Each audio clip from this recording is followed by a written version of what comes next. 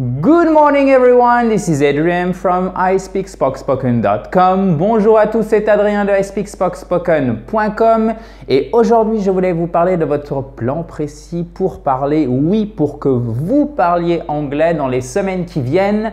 Alors sachez que ça c'est le titre de la formation gratuite que j'organise dimanche 9 avril 2017 à 20 h. Donc le 9 avril 2017 à 20 h a lieu cette formation gratuite qui s'intitule Le plan précis pour parler anglais dans les semaines qui viennent. Donc elle est vraiment adaptée à vous, quel que soit votre niveau. On va voir exactement ce qu'il y aura dedans, mais surtout je vais vous expliquer quelque chose de très important au niveau de l'apprentissage de l'anglais et d'une langue de manière générale et pourquoi ça va vous aider pour bien suivre la formation gratuite de dimanche. En attendant, sachez que si vous voulez y participer au moment où je tourne cette vidéo, donc on est mercredi après-midi, la formation c'est dimanche. Il reste très peu de place, mais n'hésitez pas, il y en a encore quelques-unes. Donc si vous avez le lien d'inscription qui est juste en dessous de la vidéo ou qui apparaît quand vous cliquez sur le i en haut à droite, sachez qu'il reste encore des places, donc vous pouvez vous inscrire. Si jamais vous n'avez pas le lien d'inscription en bas ni le petit i, et lorsque vous cliquez sur ce i, s'il n'y a rien qui apparaît, ça signifie que la formation est complète. Donc c'est la première fois que je l'organise, je n'ai pas prévu de le refaire. Donc vraiment encore une fois, profitez-en. Mais ce que je voulais voir avec vous aujourd'hui, et ça c'est extrêmement important, c'est tout simple, vous allez voir. Mais peut-être que ça va vous permettre de comprendre, et en tout cas je l'espère, un mécanisme vraiment essentiel dans l'apprentissage de la langue anglaise. Voyez-vous dans une langue, ou en tout cas dans les langues modernes, puisqu'aujourd'hui les langues qui s'utilisent, et moderne c'était pas opposé à ancienne ou archaïque, d'accord? C'est pas pour dire c'est mieux quand c'est moderne, c'est simplement pour dire aujourd'hui, dans notre époque, une langue, il y a à la fois la partie orale et à la fois la partie écrite.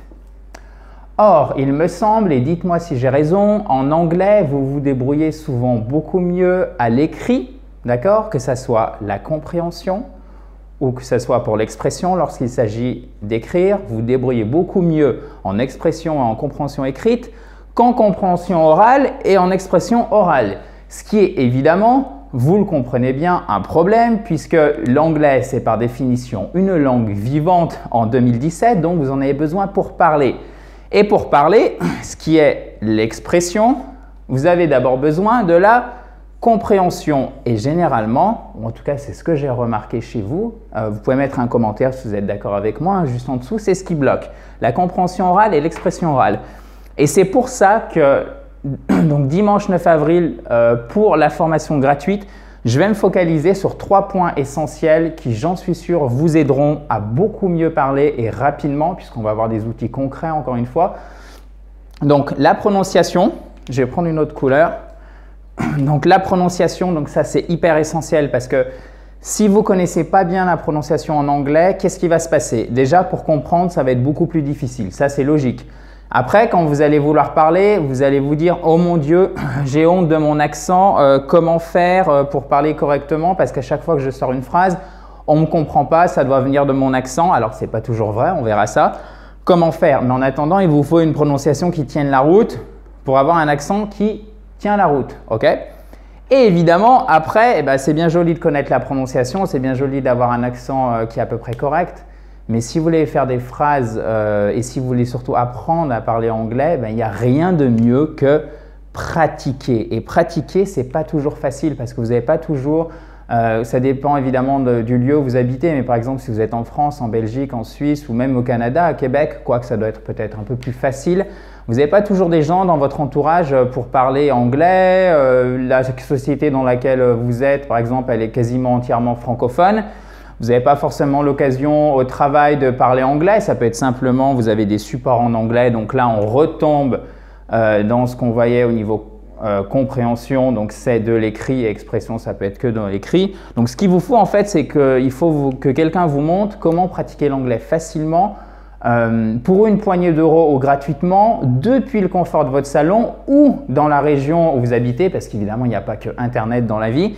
Et ça, c'est ce qu'on va voir justement dimanche soir. Et c'est vraiment important Et c'est une des premières choses que je voulais vous donner, peut-être, vous voyez, un peu avant la conférence, pour vous donner matière à réfléchir, peut-être pour que vous gardiez des questions de côté que vous me poserez dimanche, parce qu'on sera en direct et je m'attacherai vraiment, même si ça finit à minuit, c'est absolument pas grave, je m'attacherai à répondre à toutes vos questions, d'accord? Donc la formation de base, elle dure à peu près 1 heure, 1h30 et après on reste ensemble jusqu'à ce que j'ai répondu à toutes vos questions. Donc, ce qu'il vous faut en fait, c'est améliorer votre prononciation pour avoir un accent qui tient la route et après, vous serez plus à l'aise pour pratiquer. Mais il faut aussi que vous sachiez comment pratiquer facilement sans que ça vous coûte les yeux de la tête. Et là, il y a beaucoup d'outils, il y a plein de choses qui existent. Donc, encore une fois, on verra ça ensemble. Mais vraiment, là, je pense qu'il faut que vous insistiez et si vous voulez avoir des progrès rapides en anglais, c'est là-dessus. Pour conclure, n'oubliez jamais que vous avez l'oral, l'écrit et à chaque fois dans ces deux parties, vous avez la compréhension et l'expression. Maintenant, c'est à vous de voir dans quelle partie vous êtes le plus faible et si vous êtes ici, sachez, si pour vous ce qui pose le plus de problèmes, c'est l'expression, prononciation, accent, pratique de l'anglais, sachez que vous n'êtes pas seul et c'est tout à fait entre guillemets classique et je dirais même jusqu'à dire, évidemment c'est un peu provocateur, que ça se soigne, il n'y a absolument aucun problème. Mais quand on est francophone, souvent c'est ce qui pose problème. Donc on va voir comment résoudre ça. Si vous avez la moindre question, la moindre remarque, vous la mettez en dessous de cette vidéo. Donc n'hésitez pas.